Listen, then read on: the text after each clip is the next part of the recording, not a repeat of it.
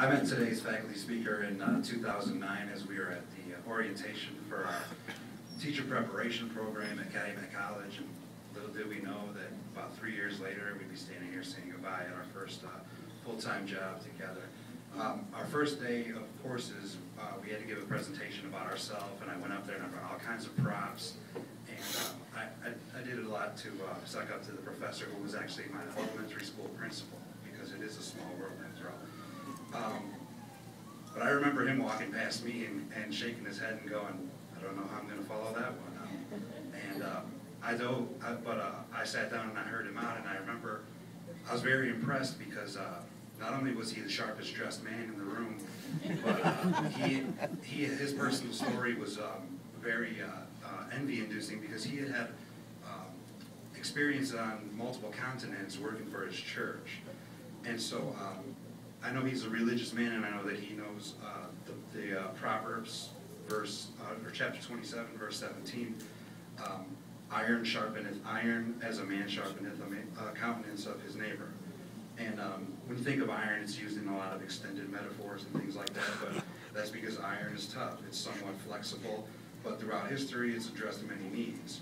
And before comic book heroes and things like that, an Iron Man was just someone it was a term for someone who worked hard day in and day out, much like our faculty speaker, much like all of our faculty, staff, board members, and students here today. Shows persistence and dedication.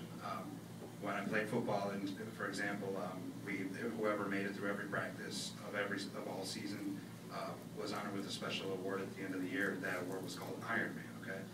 So to be an Iron Man as an educator, you have to possess the pertinacity to educate everyone, the technological weapons of mass instruction that Mr. Stout specializes in, and obviously a willingness to invest in the future. And throughout my years of knowing him, he's always used the phrase, and I'm guessing he might use it again in his speech today, investing in potential in youth. And that's something that he's always wanted to do. He's a businessman by trade and an educator, because he grew out of the business thing, and now his investments are in the future through our kids, the youth of tomorrow, and those are all qualities that he has. He's our Iron Man. So some people might still be waiting for Superman, but now here to sharpen all of us one last time is Campagna's own Iron Man. His real name's not Tony Stark, it's Mr. Andrew Stout.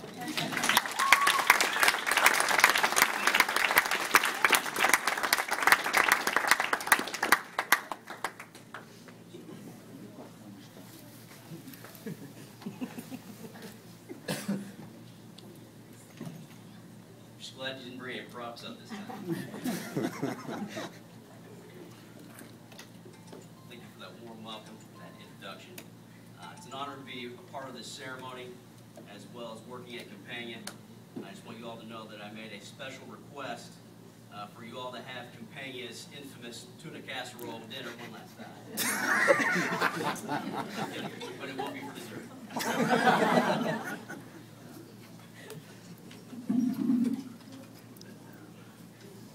An anthropologist studied the habits and customs of an African tribe, found himself surrounded by children, so he decided to play a little game with them. He managed to get candy from the nearest town and put it all in a decorated basket and set it at the foot of a tree. He then called the children and suggested they play the game.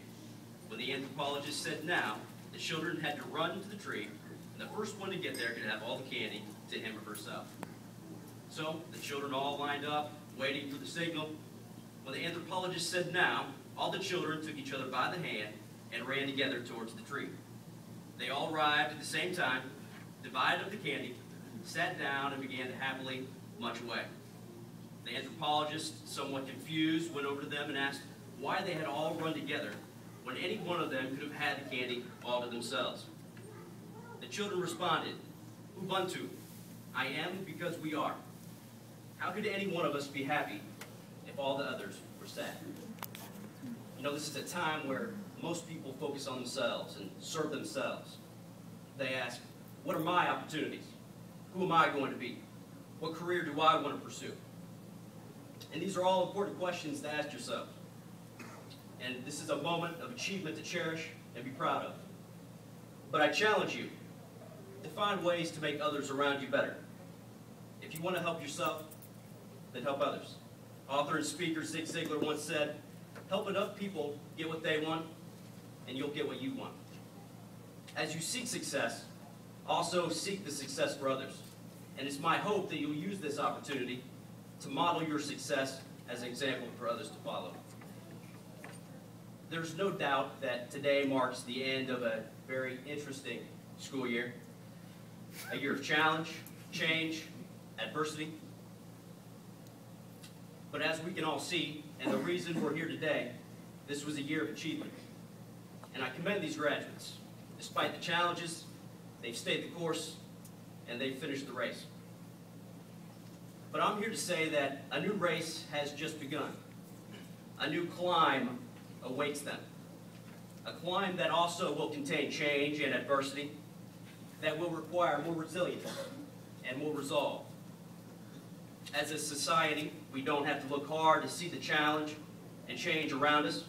From an economic standpoint, we continue to see unemployment and underemployment rates rise along with inflation. Companies around the globe face severe budget cuts and layoffs. There are 1.2 million fewer jobs in America today than there were 4 years ago. And students graduating high school in 2012 can expect, on average, to experience more than 6 career changes and 11 job changes between the ages of 18 and 44. You can see it on the news. You can see it in your own backyard. Change is all around us. And it seems like the only things certain these days are that Apple will release yet another iPhone. The Kardashians will likely and unfortunately appear in another reality TV show. And Tupac will find a way to put out a new album. I don't know how that happens.